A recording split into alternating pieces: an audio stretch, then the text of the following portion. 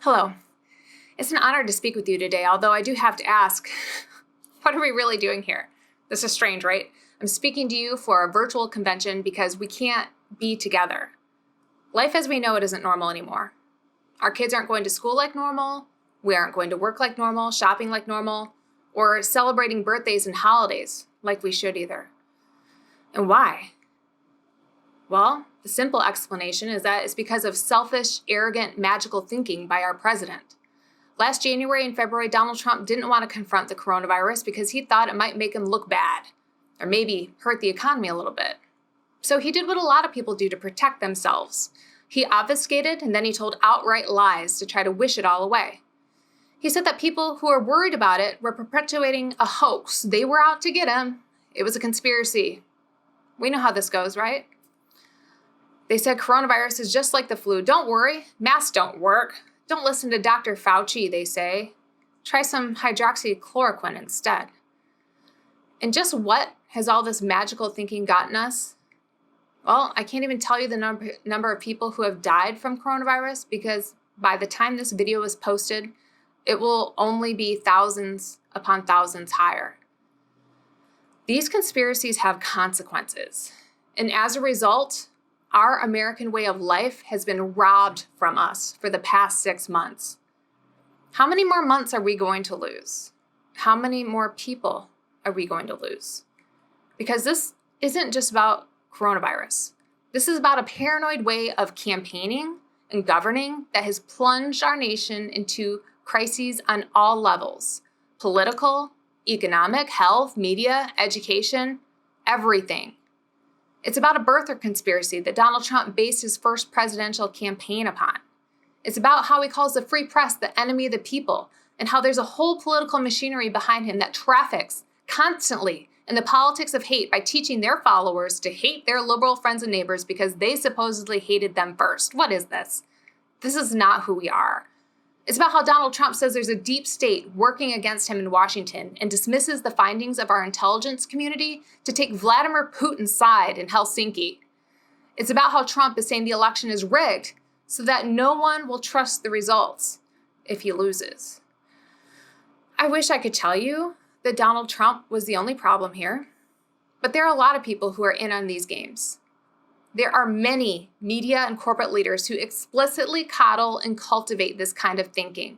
They won't or don't want to stand up for what's right and what is wrong because they would much rather play both sides of the most bogus debates. They have their interests, more clicks, more money, more influence that they prioritize above the health and safety of the American people. Social media titans act as top recruiters for conspiracy theaters. It's on purpose. They deploy algorithms to funnel people into the most radical of channels. And because of this, there is a new political movement. It's blossomed online and it's based on the idea that there is a group of liberal, elitist, pedophiliac Satan worshipers who eat children. Yeah, that sounds too stupid to take seriously, but at this point, we'd be stupid not to because they have millions of followers.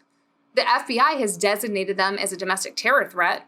And you've seen the signs and t-shirts at Trump rallies, right? It's there.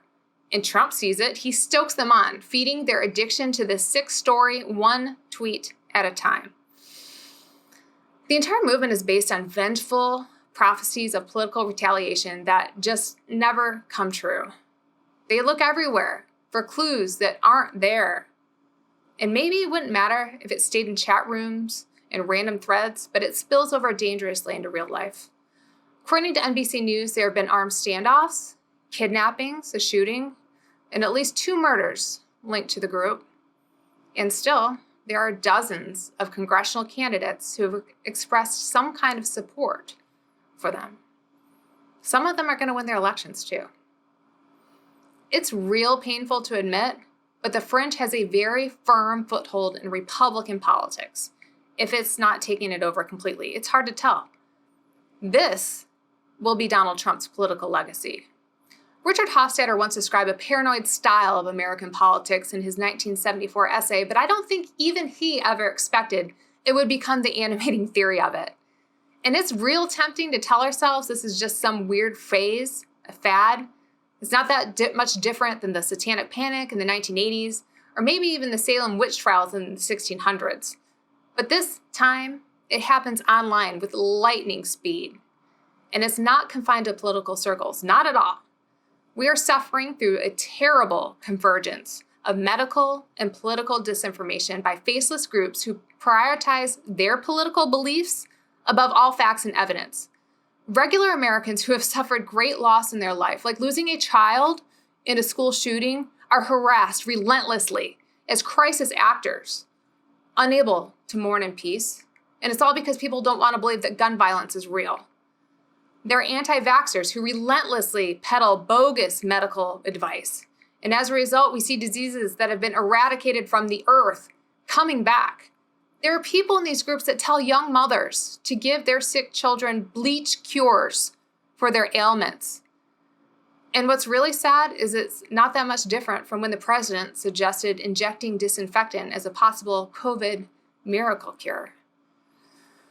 Tell me, are we going to break this spell? How soon? We have to break this spell. And this is why the sixth principle for the Convention on Founding Principles is absolutely critical. It says that we have to embrace truth, facts, and knowledge and reject those who deceive people through disinformation and other means in pursuit of power. This is not a theoretical choice. Earlier this summer, as Donald Trump spoke in the Rose Garden, troops fired tear gas on peaceful protesters. And then, even though we saw it, it was captured on film with numerous eyewitnesses, they denied it ever happened. I don't want to see what else Trump will do. Do you? Or even worse, what his followers will believe. All of this misinformation, disinformation, and lies are hurting and killing us. And I wish that were an overstatement. But the president's handling of coronavirus has shown us firsthand what the painful consequences of all these conspiracies are. If you want to end it, you have to be an ambassador for the truth. You need to be an ambassador for the sixth principle. Your country needs you.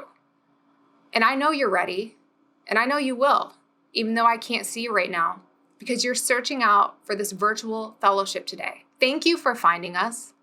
We are so lucky to have found you. I wish you nothing but the best. And we'll know that things are getting better when we can see each other in person.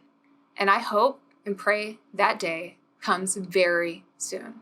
Thank you.